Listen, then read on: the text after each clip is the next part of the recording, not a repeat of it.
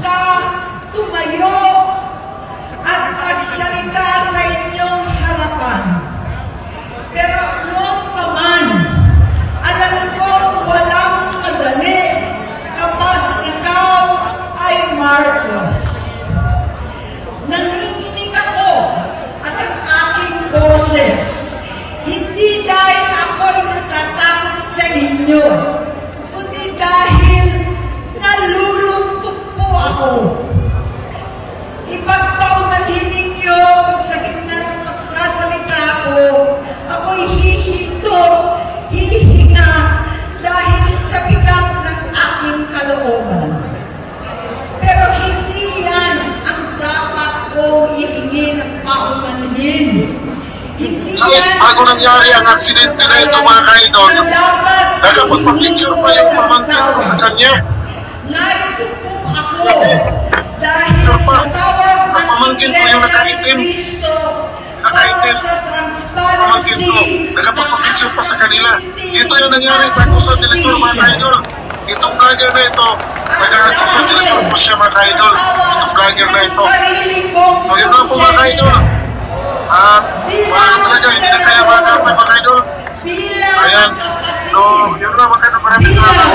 Guys, bago nangyari ang aksidente na ito mga ka-idol, nakapagpapicture pa yung pamangkin ko sa alam na ng buong pamilya ang problema sa kanya.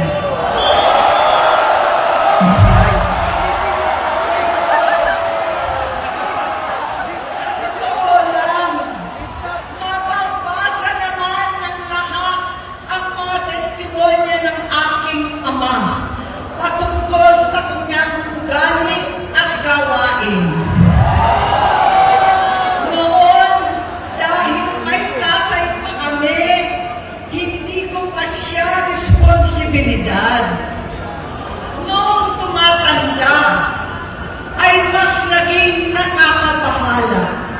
Batid ko na nagdadrag siya.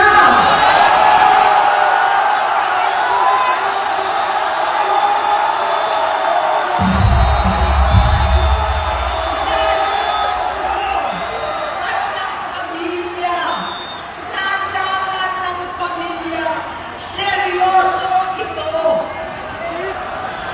Minsan, kami ng Presidential Guard at Metro Golfa ang naglilinis tuwing nagpa-party po sila.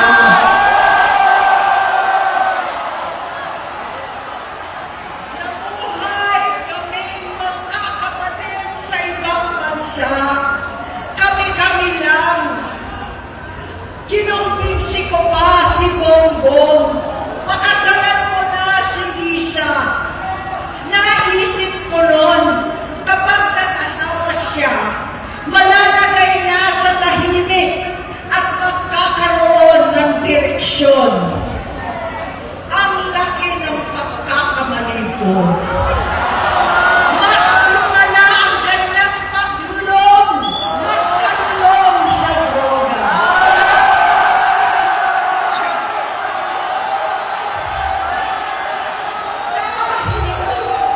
Parehas pala silang mag-asawa.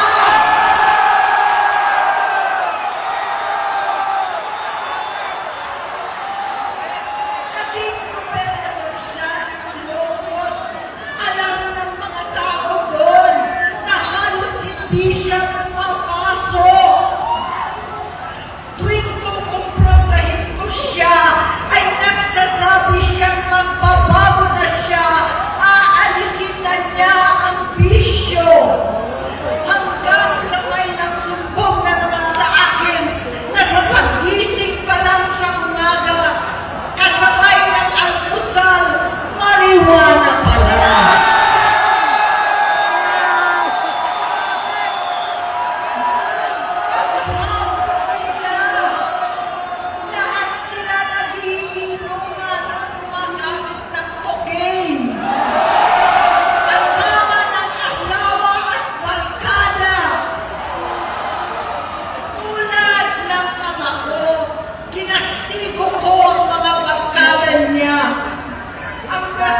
lang si Bong Dasa, si Edwin Cruz, Inigo, Tony Boy, Sam Anton, alam po ninyo yan. Paano nagre-resign na sa takot ang mga pulis nila at staff dahil sa lumalalang bisyo? Inayos ko sila dahil gusto niyang ituwid ang buhay niya. Gusto niyang mag-vice-presidente. Hindi siya pinalad at lalo nagkaroon ng oras para sa bisyo. Simula noon, naging malabo sa amin ang lahat. Kaysa mag-away, bigla na lamang lumayo ang loob namin sa isa't isa. Noong 2016, kasabay ng kampanya ni dating Pangulong Duterte laban sa droga, lumabas ang pangalan ni Bongbong sa listahan. Nakasama siya sa listahan ng mga celebrities, mga artista, Maricel Soriano at iba pa. Masinsinan kong kinausap si Pangulong Rodi. Halos manikluhod ako. Sinabi ko ayon sa kapulisan, dapat unahin, usigin ang mga pusher at saka na lamang sagipin ang mga user. Naligtas si Bongbong. Labis ang takot ko at pag-aalala. Kinausap ko siya, nagsabi siyang talagang siya ay nagbabago na. Muli at lagi, hindi ako nawalan ng pag-asa. Ako'y naniwala ulit. Mula noon, ang natatanggap ko na lang na balita tungkol sa kapatid ko ay regular na pagpapadoktor. Kaya kumama naman ako. Inisip ko, totoo, dahil na-opera na ang tuhod niya sa gout. Siguro, totoo na ito.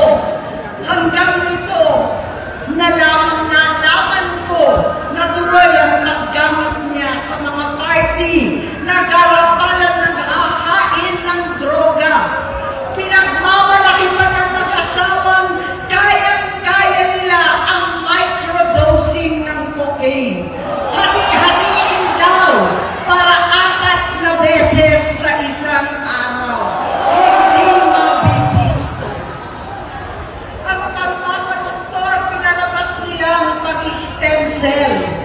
Nagpapalit daw ng dugo, nagpapa-blood transfusion. Kayang-kaya raw, hindi ko maintindihan ang pinagsasabi. Noong 2021, kahit papano, nagkikita kami at nagkakausap. Sumamba siya sa akin talagang hinintunan niya. Naniwala ako kasi sabi niya gusto niyang tumakbo. Ang sabi ko, tutulong ako sa abot ng aking makakaya. Ipinakilala ko si Bongbong kay Inday. Naging magkatandem sila. Pagkatapos noon ay biglang hindi na niya ako ulit kilala. Kahit si Inday, nagtataka. Bigla ko na itsakwera. Kahit ganon, nangampanya pa ako para sa kanya. Kahit si Inday na lang ang aking nakakausap. Hindi ko alam bakit ako naabang sa headquarters nila sa Mandaluyong. Hindi ko alam bakit walang nagre-report sa akin tungkol sa kampanya. Sa totoo lang, masakit mang aminin, nung dinidisqualify na siya, halos papaboran ko na sana dahil may nagsumbong sa akin mula sa kanyang campaign team na gumagamit na naman siya. Nung sinabihan ko, siya at mga taong nasa paligid niya, nagkaisa silang tuluyan akong alisin sa kampanya na ako naman ang bumuo. Sinabi nilang gusto ko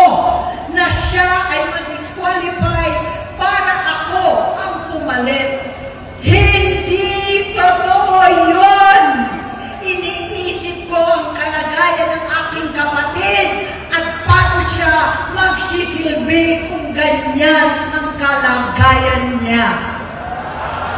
Pero pinaparating sa akin na hindi siya lulong at minsan na lamang tuwing nagpa-party.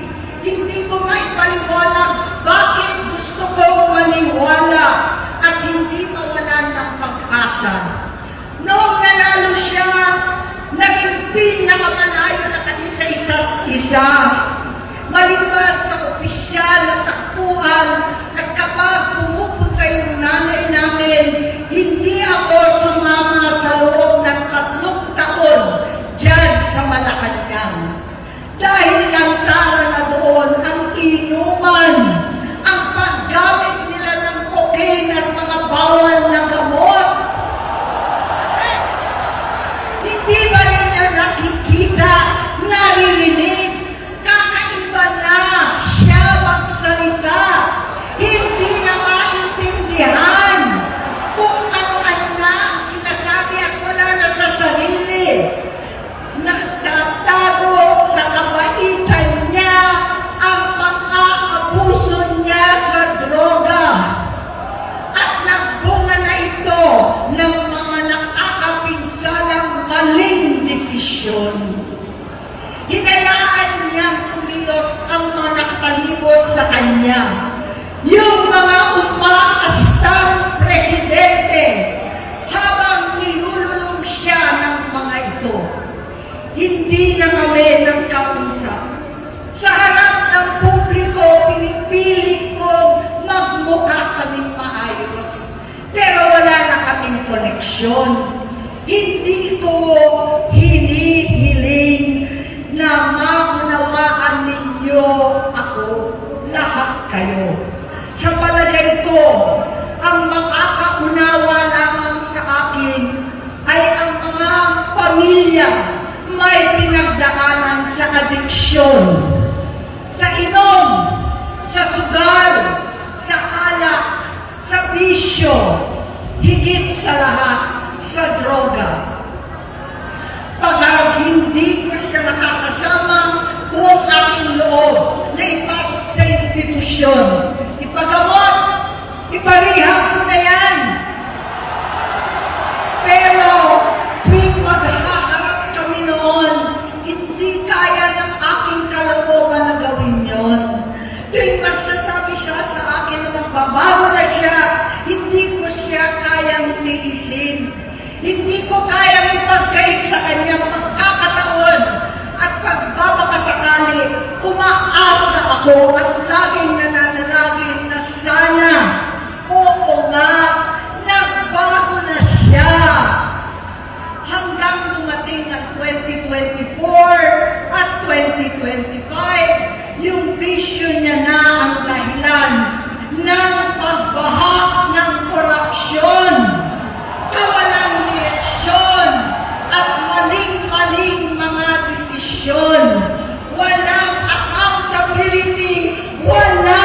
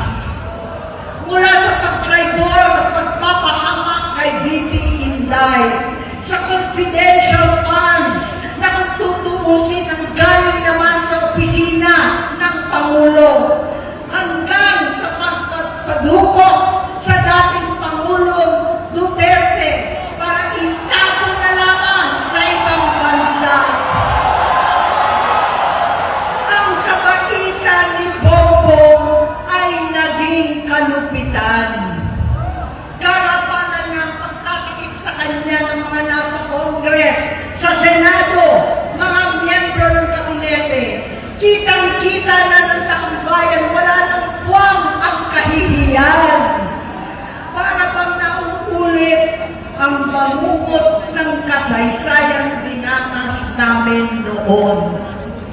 68 years old po ang tatay ko nung pinatalsik sa pwesto. 68 years old na rin si Bongbong ngayon.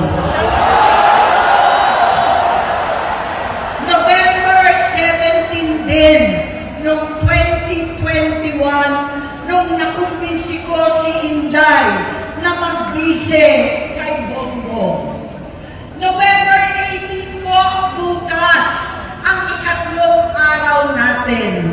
Siyam na taon na nakakaraan, saktong November 18 pa talaga, na pinatiting ni Pangulong Duterte ang tatay ko sa libingan ng mga bayani.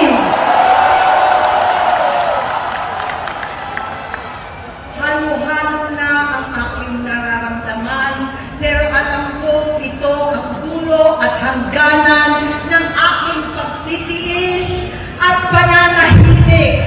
Hindi na tayo mananahimik! Dahil nalaman ko pati ang mga anak niya ay nagdodroga na.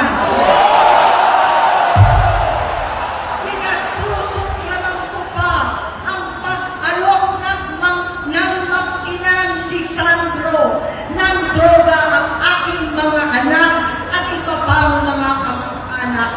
Yan ang hindi ko na mapapalampas.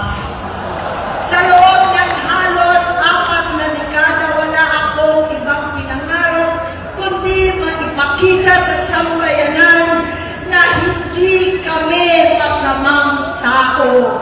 Hindi masama ang pamilya Marcos. Gusto kong ibangon ang dangal ng aking ama. Sa pamamagitan ng nagpagtatrabaho para sa bayan, sinikap kong maging mabuting gobernador, tinakawan, senador. Hindi ako halos nagpapahinga para makapag-iwan sana ng legasiya na kapag sinabing Marcos, nabawi na namin ang tingin sa nakaraan. Ngunit sa kagustuhan kong maging responsableng anak, matupad ang pangako ko sa aking ama, nabigo akong maging mabuting kapatid. Naging mahina ako kay Bongbong sa kapulisan at sundalo, sa lahat ng mga leader at tagapagpatupad ng batas. Siya ang Pangulo natin ngayon. Sinabi ko kung anong kalagayan niya ngayon. Tulungan niyo akong mapabuti ang kanyang kalagayan. Tulungan niyo akong matulungan siya. Hindi niya ako kalaban. Ang kalaban niya ay ang sarili niya. At nadadamay ang bansa sa laban na yan. Bilang senador at lingkod bayan, batid ko ang mga problema at gaya ng bayan, alam ko rin ano ang solusyon. Sa pagkakawatak-watak, patuloy na pamumulitika, pagnanasa sa kapangyarihan ng mga talunan naman, kabuluhan sa Mindanao, alam namin giyera sa China at Estados Unidos, kawalang pananagtan sa flood control scam, karapalang kahiman, panggigipit sa hindi kaalyado, pagkakanulo sa kapwa Pilipino, pagdakip sa dating Pangulong matandang may sakit upang ihagis lamang sa bansang dayuhan, pagsadsad ng piso, paglaganap ng gutom, paghihingalot ng ekonomiya, at pagsasawalang bahala sa taong bayan. Ang delubyo at kalamidad na nagdudulot ng parusa, ang korupsyon na nauwi sa kawalan ng tiwala at hustisya sa Pilipinas, sa kanyang pamahalaan, lahat ng yan ay masusolusyonan kung ikaw, aking kapatid, magsaayos ng iyong sariling kalusugan. sugal